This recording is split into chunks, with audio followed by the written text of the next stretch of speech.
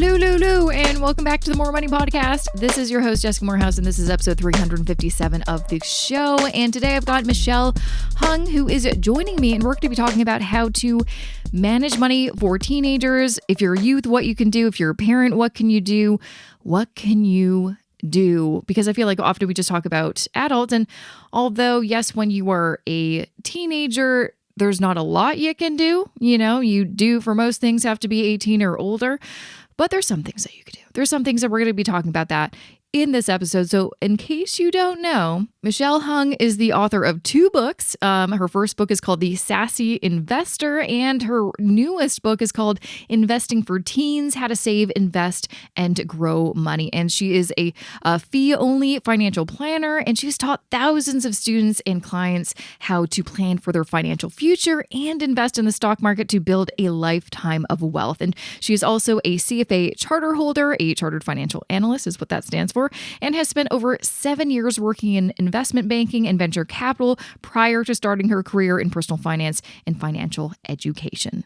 And also, if you're curious, on her website, thesassyinvestor.ca, she has a free masterclass on how to build your first $100,000 investment portfolio. So you can check that out at thesassyinvestor.ca/investing-masterclass. But yeah, we're going to be talking about some great, interesting things. I know you're going to love this episode. But before I, of course, get to that interview, a few words I first want to share about this podcast episode sponsor.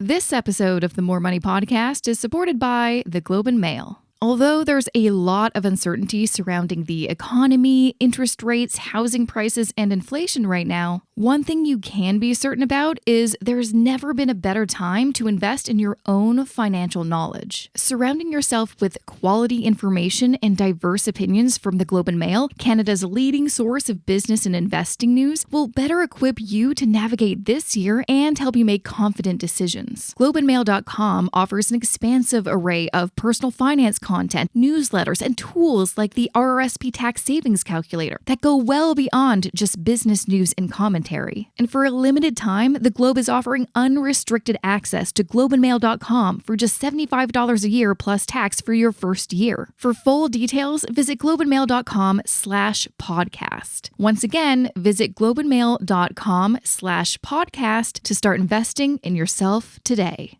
Welcome to the More Money Podcast, Michelle. I'm so excited to have you on the show. Thank you so much, Jessica, for having me here. I'm so excited. Me too. And I'm especially excited because, well, you have 2 books out, The Sassy Investor, which is your original book. When did that come out? Not too long ago, I feel like. Yeah, it wasn't too long ago. It was published in early 2019. And you came out with a second book recently, Investing for Teens, How to Save, Invest, and Grow Money.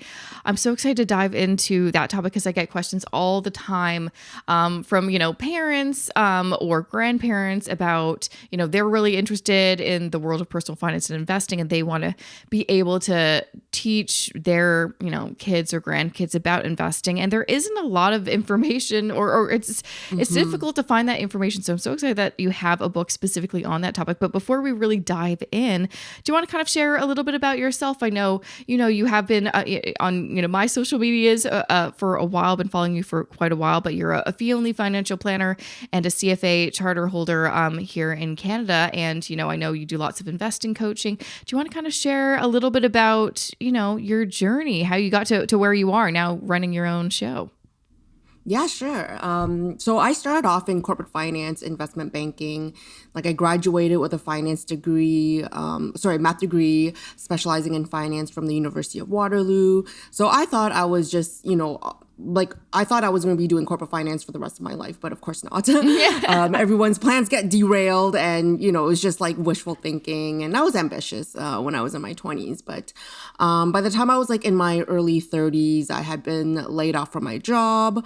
And I was in a long-term relationship. Actually, it was over almost a 12-year relationship. So I was practically married. So that ended. And, it was just a huge reality check, and life just hit me in the face. And that was a good an interesting turning point in my life. And I got to be able to assess and reevaluate what I really wanted to do. And one of the, basically like my saving grace was, having a 6-figure investment portfolio built. And because of that, I wasn't in a rush to get a job. I wasn't in a rush to go back to work. And on top of that, at that time, my 9-year-old dog fell really ill and I had to put him down. So it was really like a lot of things hit me at that time. But because I was not financially strapped, I was okay for money. I was able to take the time to, reset, reevaluate my life, and just restart on my own terms, on my own timeline. And that's when I really realized the importance of, having a nest egg, a cushion, which allowed me to, just do whatever I wanted to do. So after spending almost 7 years in investment banking, I was exhausted. And of course, that year that I was laid off, I was like, you know what? I kind of went on a little bit of a hiatus, took a couple of vacations on my own, and just really was able to take care of myself and finally figure out what I wanted to do for the rest of my life. And I realized, even over the years, people were asking me, what should I invest in? What should I invest in? And a lot of times I'd be like, just pick some stocks, right?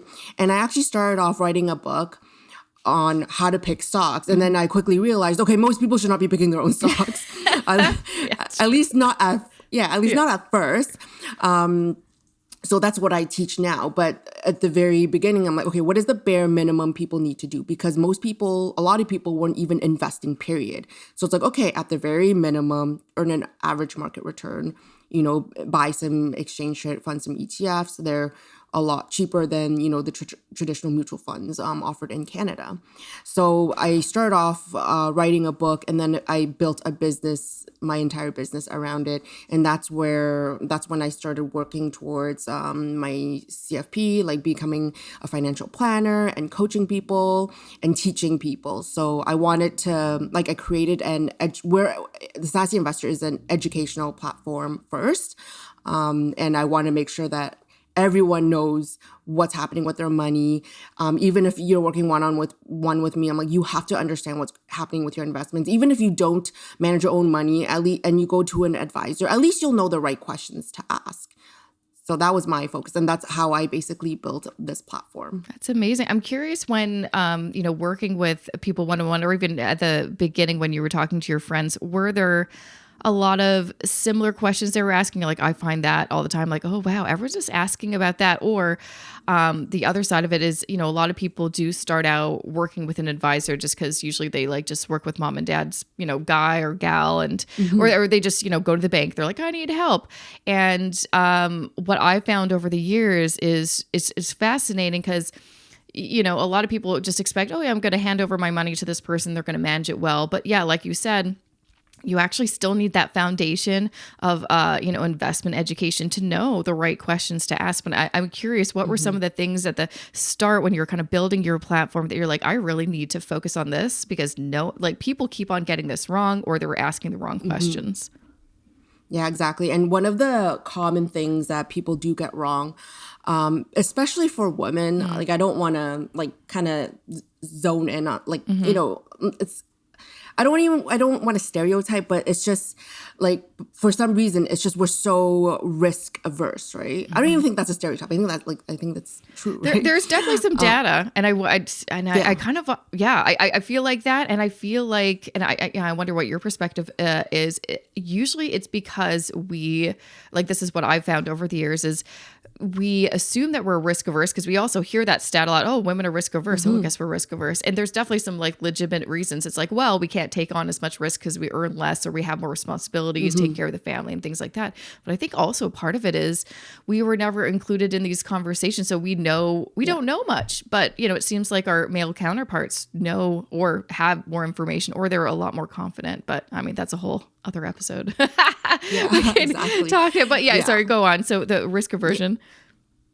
So what ends up happening is they end up in funds or investments that are they're not taking enough risk. And I think that's a huge risk, right? Because you end up selling yourself short on so much returns down the road, right? I see, people in their 20s coming to me, and they're in, investments meant for people in their 60s and 70s. I'm like, what are you doing? And then they're like, my money's not growing. It's like, of course it's not growing because you have so much fixed income in your portfolio. And when, and I asked them, like, how did you end up in this, right?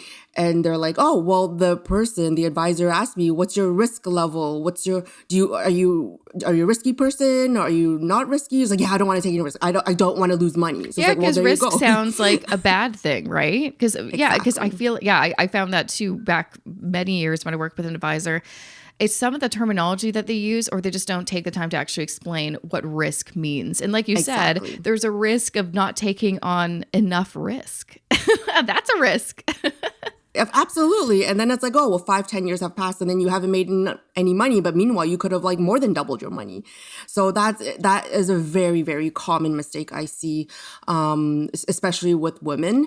And it's kind of like a psychological thing as well, a behavioral thing. So I always like to point to, the show Squid Game? Have you seen it? Mm-hmm. So you know how there was that game where they had to pick a number between 1 and like 14, right? Mm-hmm. And the guy in his mind was like, oh, like everyone's going to like go towards the middle because it's safer. They're not first, they're not last. We don't know what's happening, right? It's the same thing with investing. People just hover around like the middle, like on a scale of 1 to 10. They're like, oh, okay, around 5 or 6 or 7, that's safe, right? But it's like, no, that's like, you're going to be in a balanced fund. And again, that's going to be like a risk level more geared towards people nearing retirement or in retirement, right? And then that's what often ends up happening. So it's almost a behavioral thing. People just hover around the middle because it's like deemed safer, right? But it's like there's really nothing wrong with picking a risk level of 10.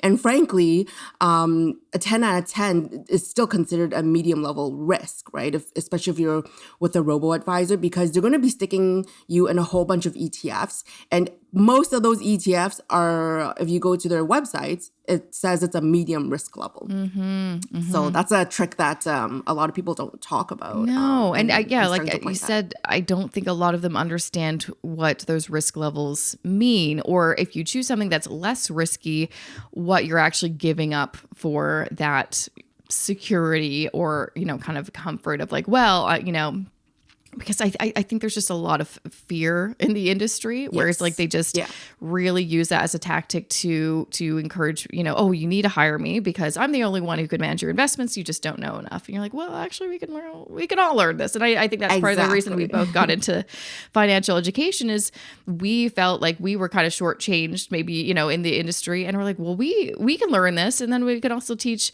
a bunch of other people. So I'm curious, when you got the idea to write your book, The Sassy Investor, what did you really want to convey to readers? With The Sassy Investor, I guess it was based on my experience, coming out of a relationship, getting laid off.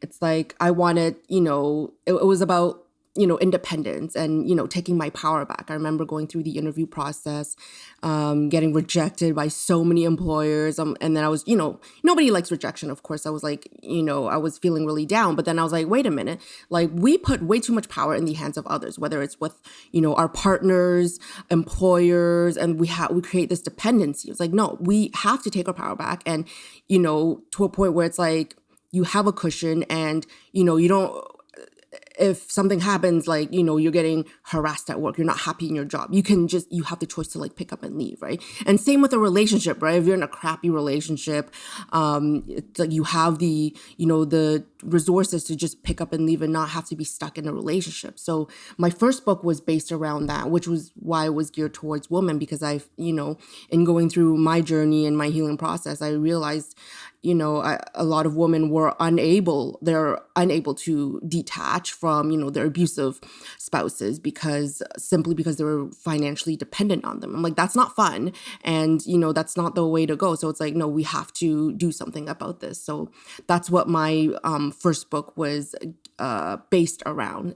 And that was like my experience. That's amazing. I think that's super helpful. I've always felt how important, like, I don't know where I got it, because it's not like I really had a personal experience that led me to this conclusion, but I've just never wanted to depend on anyone, whether what that was, a partner or an employer. I think maybe it's my husband thinks it's because I just don't like authority, but I don't know. That's true too. That's fine. That could be it. But yeah, it's that financial independence piece is so key, because I've run into so many people that have been unable to leave situations or stayed longer in a situation that wasn't healthy because they just didn't have the means. And I feel like, especially as women, typically we are the people that, end up in those situations. So we need to figure out, how can I eliminate that? Because that's just not healthy. So with that, you obviously kind of took a bit of a turn and did a very different topic, investing for teens. I'm curious, did you get a lot of demand from your audience about, hey, there's not a lot of info about this, I would love to see a book from you on this topic?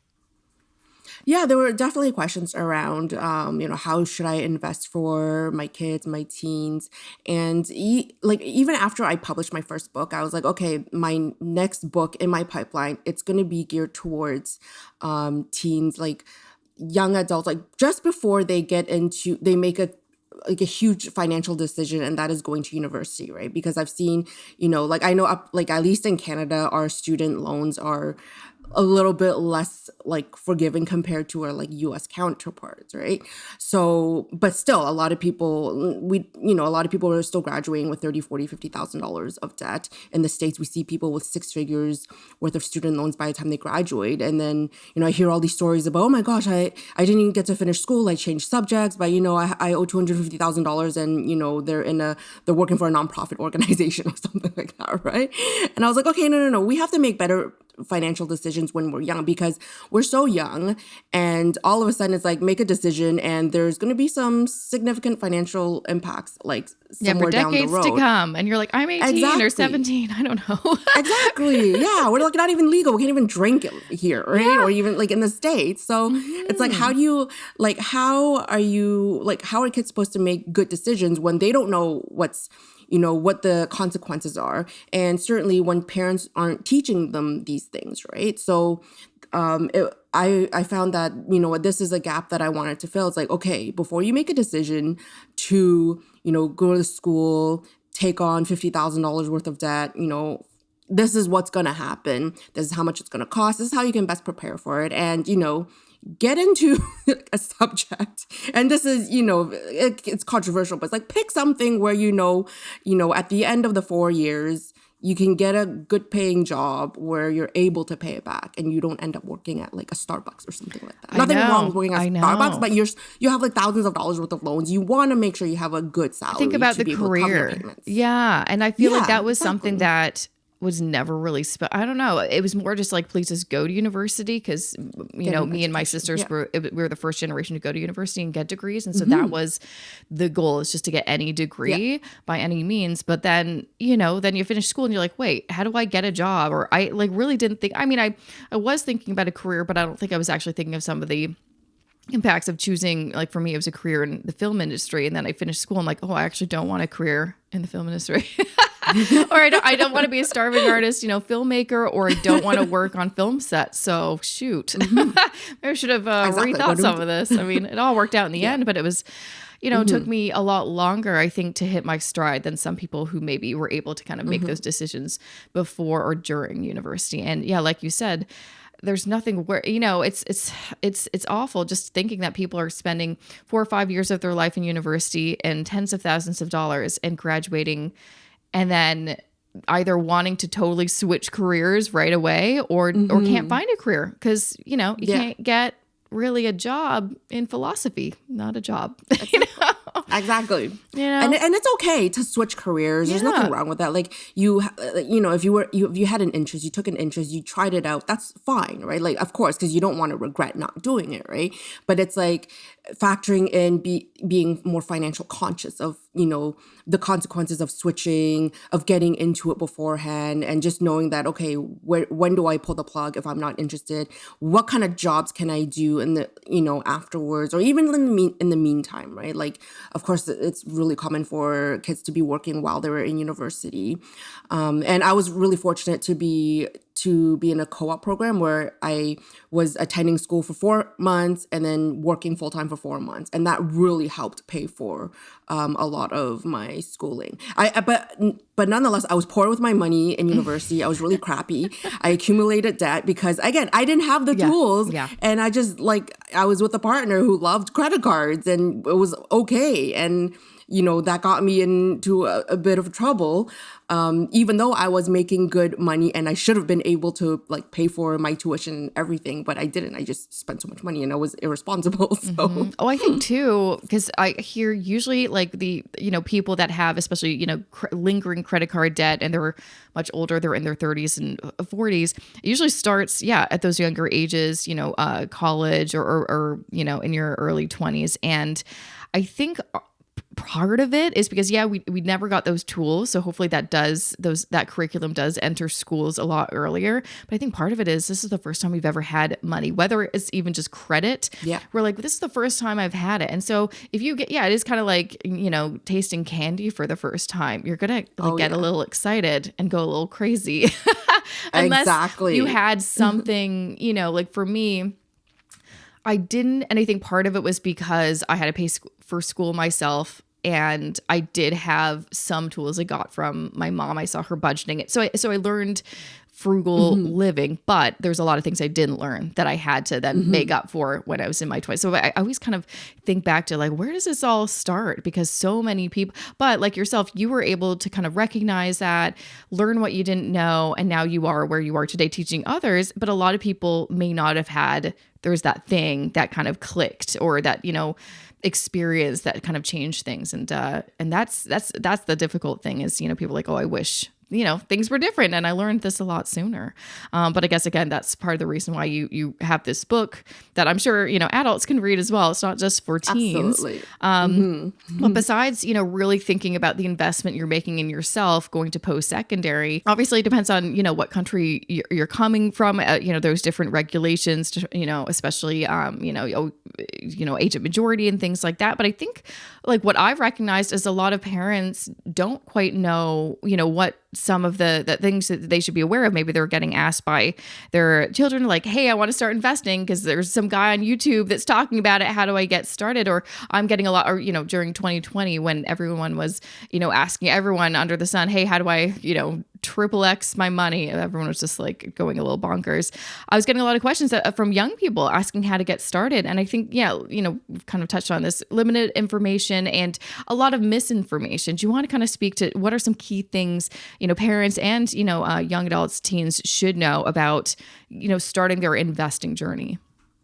Absolutely. So in the rules, I know the book is written from in the context of Americans and U.S. accounts, but of course today we'll speak from the point of view of Canadians and Canadian accounts. Oh, there's American listeners, so I'm sure people would be like, oh, what's that? Perfect. Yeah. So in up here, it's a little bit trickier because you have to be at, age of majority to, open up a TFSA. And then naturally for parents that want to invest for their kids, they turn to an RESP. So that I would say that would be the first thing that, parents should do, is that, because it's going to be their biggest expense, growing, as soon as they hit adult age, right? What is it? It's probably not buying a house, but it's going to be their college, university tuition. So I would say, opening up an RESP, you're going to get a grant from the government as well. So there's some free money there. And it's a great way to, start investing for your kids' future and helping them pay a big expense when they hit, 17, 18 years old, whenever they go off to university. And then, of course, there's, what happens, and I get questions with, what happens if I want to invest outside of an RESP, right? TFSA is just out of reach for them because they have to be, I believe it's 18 years old. So then there's something called an informal trust that you can open for your child. A grandparent can open that type of account as well. So there are some tricky rules, but for the most part, it's still a good way for grandparents to invest for their kids. And the best way to do it, I say, is get them involved. Let them help, teach them how to invest by, allowing them to make some decisions. And the first thing I would say is, when people ask me, like, how do I teach my teen to invest? Like, well, invest in what the greatest investors in the world, Warren Buffett, Peter Lynch, they say the same thing, invest in what you know. And same with, for kids and teenagers, like, what do they know? Like, a lot of the things that they buy, that they're interested in, for the most part, they are publicly traded companies and they can invest in them, right? So I think that's the easiest way to start off with teaching your kid or teen to invest. And that is asking them, what do you like, right? Or like, I like McDonald's. Great. Invest in McDonald's stock, buy a couple of shares of that. And it's like, what else do you like? Oh, I like Google. Okay, buy some Alphabet shares, right? Or, like, it's all these things that we are surrounded by, we're familiar with. And that's why these companies make so much money. It's because we all spend money on these companies, right? So, and I always say, well, we might as well get some of it back. It's like getting a lifelong discount on everything we're spending money on.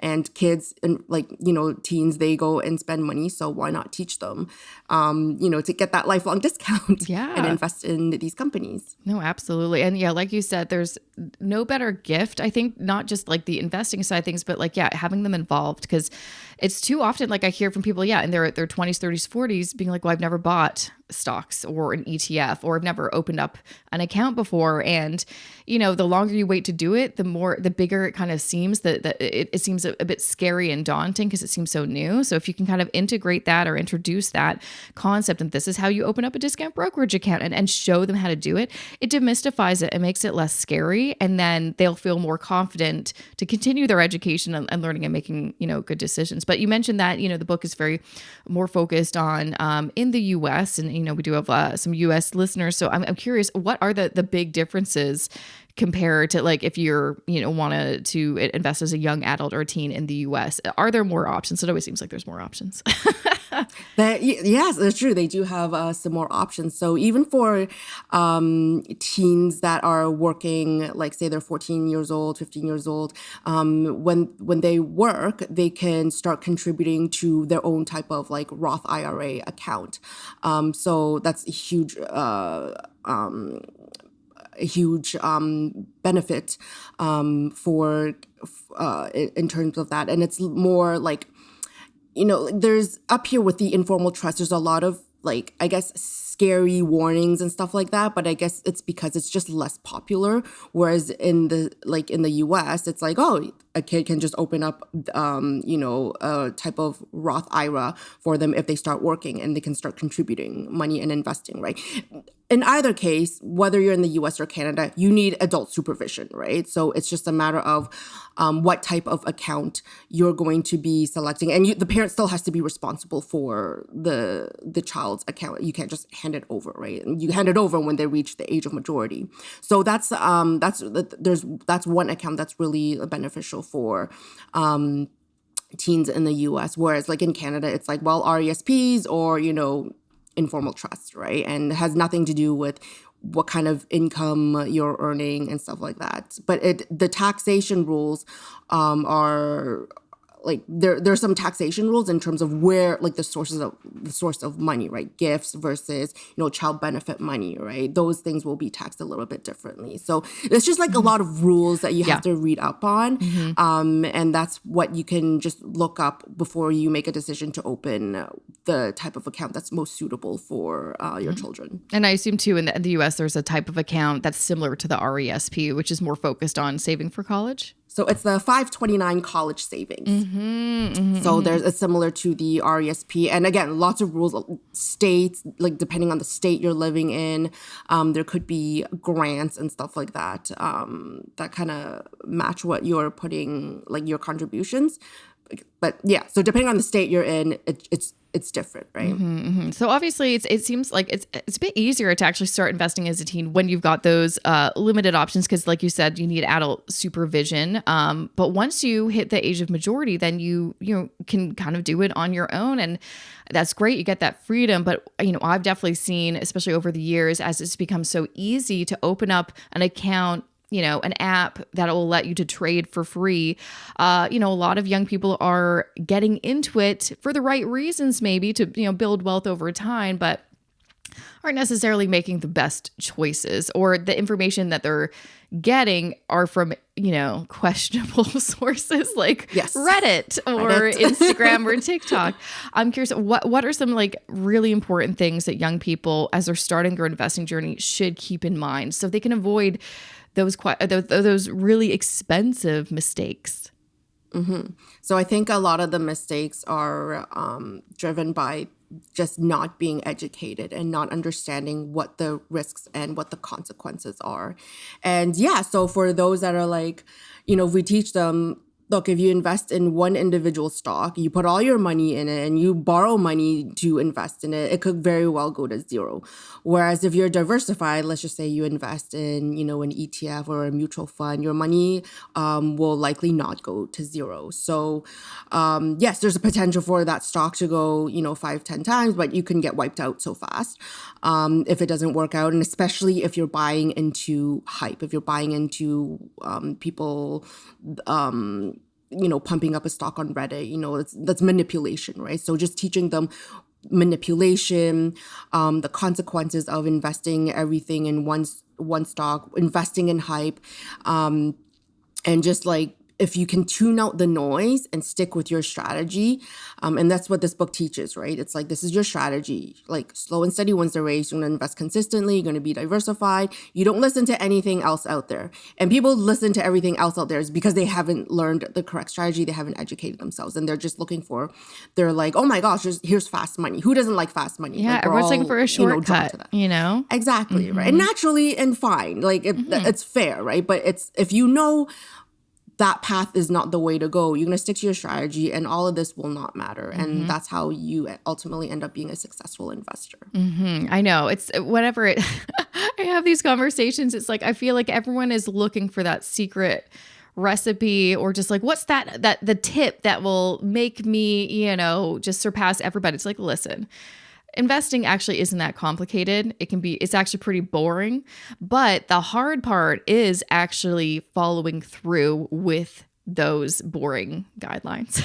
Exactly. Most people can't stick to it, right? Because it's boring. Yeah, it is. And I say, you know what? The only thing that should be boring is your portfolio. Don't make your life boring. Don't have a boring life. Yeah, have a boring portfolio. Life is complicated enough. Why try to include that in your investment portfolio? Like, life is stressful enough, believe you me. But, sometimes, I mean, what I found, and I'm sure any young person will like listen to this and they'll still, they'll want to explore, they'll want to do some things. I mean, that's okay too, but just know, I mean, my one thing that I tell everyone is like, just don't invest. If you're doing some kind of speculation, don't do it. Don't invest more than you're willing to lose. Because sometimes you will lose it. And it'll be a very hard thing to swallow, but then at least you're like, well, at least it's not actually going to affect me that much. That basically anyone who's invested in one of those crazy cryptos, coins that don't exist anymore, or whatever. Exactly. Hopefully you didn't invest more than you could have lost, and now it's a learning lesson. That's right. And hopefully it wasn't a lot. Hopefully it wasn't a lot. Exactly. Yeah. I'm curious, have you gotten a lot of questions, especially from young people, about, I mean, I feel like everything's quite like, it's not as loud as it used to be about NFTs and crypto, but have you gotten a lot of those questions from young people? They were really cool, and now no one's talking about them.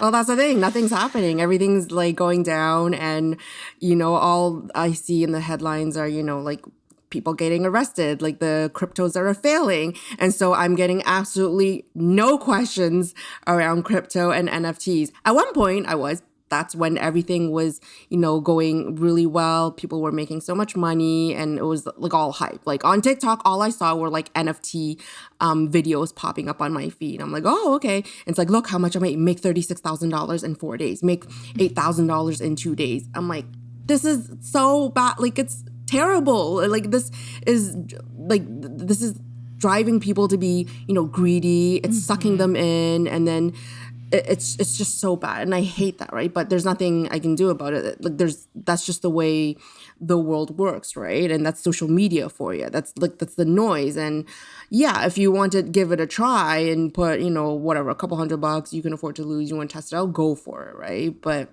it always, the questions come when everything is going so well, but you know that it's too late when everyone and their like neighbors and their moms are already investing in it, right?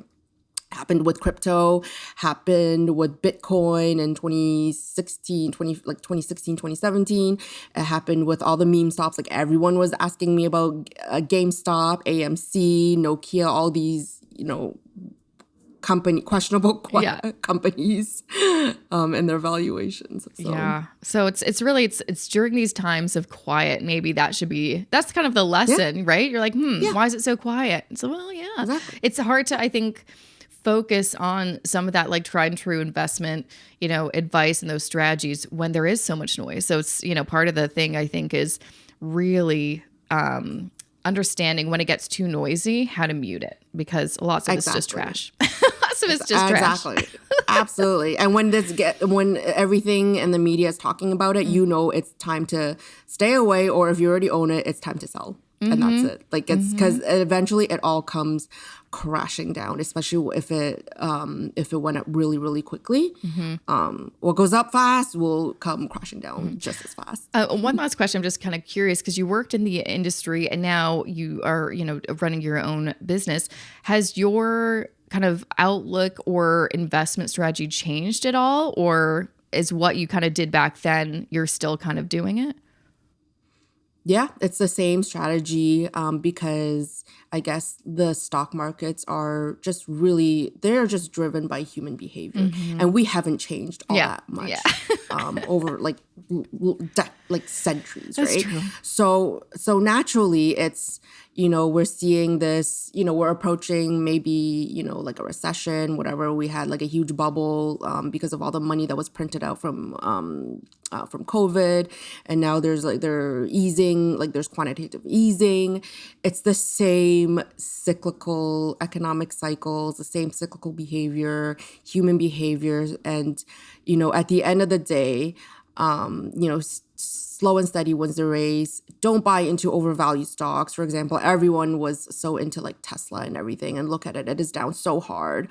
And just and sometimes I do, like, of course I question myself. It's like, oh my gosh, is this stock going to keep going up forever? I know. No, it and does you're like, not. wait a minute, what did I just say? Exactly. It hasn't changed. If something's like absolutely inflated, everything will eventually correct itself. There's no such thing as something being so incredibly, like unicorn valued and just excellent and it's going to produce like superior returns forever. That's just not the case, right? So that's why the principles of, if you're buying individual stocks, don't, make sure the valuation is good. If you're not buying into stocks and you're just investing for, the long term, you should be investing for the long term. Just continue, like, investing on a consistent basis, averaging down the dollar cost averaging. That will work. That is ultimately the best investment strategy. It's proven to be the best. There's no other strategy that beats that strategy. I love that. So yeah, just keep it simple and be patient. That's, exactly. The best advice, I think. But again, easy to say, hard to follow through. So really just, Absolutely. I mean, you've mentioned behavior, a couple times.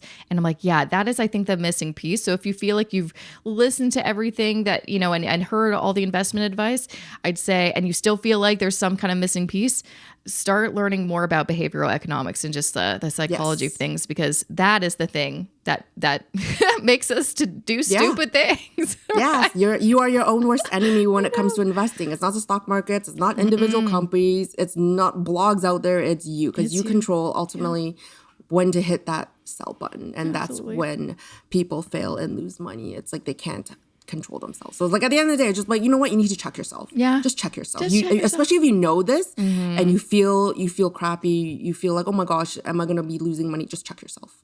Right? It happens. Like we all have to do it because we see stuff. It's like, oh my gosh, something's crashing and, we're invested, but we just check ourselves, right? We know what to do, but we feel something different. It's just, we just have to control our actions. Yeah, absolutely. Absolutely. So before I let you go, where can people follow you, grab copies of your 2 books, or, seek your services? For sure. So I am on Instagram, so at the Sassy Investor. You can find me there, and on TikTok at the Sassy Investor.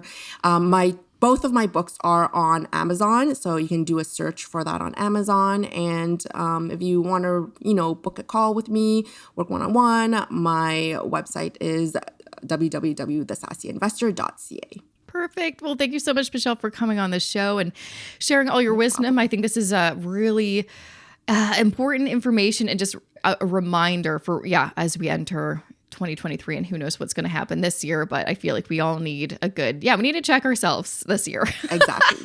We don't know how scary this year will be. It's been a roller coaster couple of years, so let's just check ourselves. Sounds good. Thank you so much, Jessica. Thanks for having me here. You're welcome. And that was episode 357 of the More Money Podcast with Michelle Hung. Make sure to check her out at theSassyInvestor.ca is her website, but you can also find her on Twitter at Sassy_investor and on Instagram at theSassyInvestor. She's also called The Sassy Investor on YouTube and TikTok, so make sure to check her out, and also check out her 2 books, The Sassy Investor and Investing for Teens, How to Save, Invest, and Grow Money. I am going to be giving away a copy of her latest book, Investing for Teens, so make sure to go to jessicamorehouse.com/contest, and you can enter to win her book and also a few other books as well from some previous authors that have been on this season of the show. And is there any other things that I missed? Oh yeah, just to reiterate, she does have a free masterclass, How to Build Your First 100K Investment Portfolio. You can check that out at thesassyinvestor.ca/investing-masterclass. And I will link to everything that I just mentioned in the podcast show notes, jessicamorehouse.com/357. And again, if you want to check out the show notes for any episode you've ever listened to, a few different things you can do. You go to jessicamorehouse.com/podcast. You can go to jessicamorehouse.com/the episode, whatever you prefer. That's what you got. Now, I've got a few things I want to share with you, so do not go away, but here's just a few words I want to share about this podcast episode sponsor.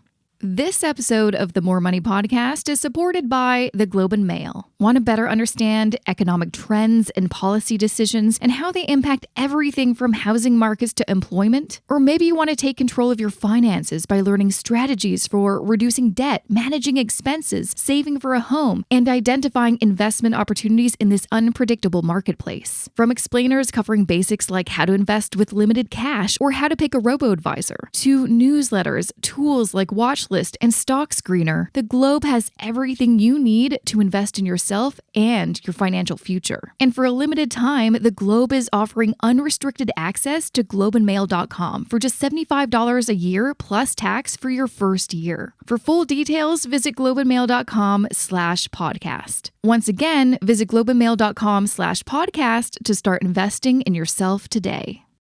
Okay, first things first. So really exciting. Tomorrow, I've got a bonus episode for you. That's right. A really important episode, quite honestly, because it is all about, especially during tax season, which we are in now. It is full swing tax time, y'all. Are you doing your taxes? We'll talk about that in a future episode, I'm sure.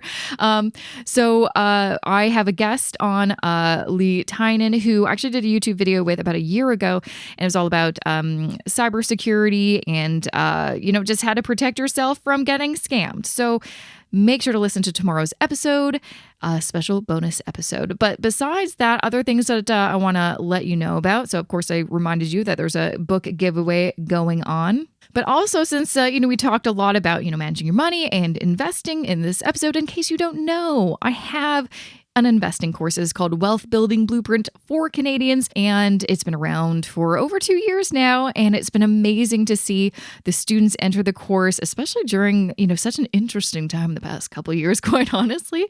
And really, most people enter the course because they either haven't started investing, have no idea where to start, and so they want a specific guide to, guide them step by step on what to do, or they have been working with an advisor at a bank for a long time and they are unhappy with the returns and just realized how much they're paying in fees and they don't feel like they're getting any value.